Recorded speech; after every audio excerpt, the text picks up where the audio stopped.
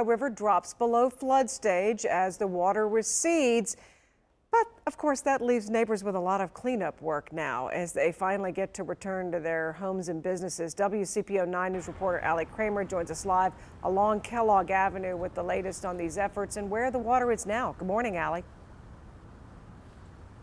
Good morning, Julie. Man, I drove Kellogg Avenue several times over the weekend, and they had the barricades in place kind of down by the marina and the soccer fields, and I was always waiting to see if that water was just going to tip over the road just enough that they were going to have to close it. It did not, because when the river finally crested on Saturday, everything started to pull back a little bit, and thankfully that's exactly what's happening here at the Peddler's Flea Market parking lot right in front of Murray's Tavern, and off in the distance is Riverfront Live. They actually are one of the businesses that had to close because of the rising water, but it's starting to pull back a little bit, and now that means that they have got the cleanup process underway.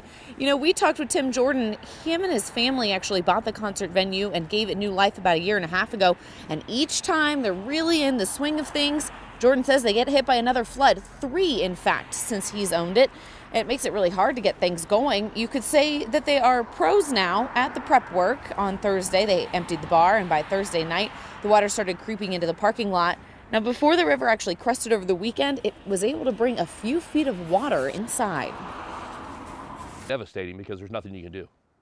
You know, we had shows booked this weekend, 2 very good shows. We were able to move them, so we didn't have to cancel them. But it's devastating because you can't do anything.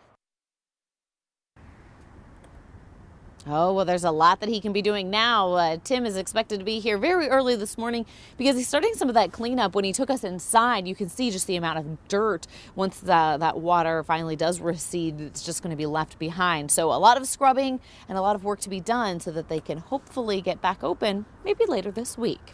For now, reporting live in the East End, that is Allie Kramer, WCPO 9 News.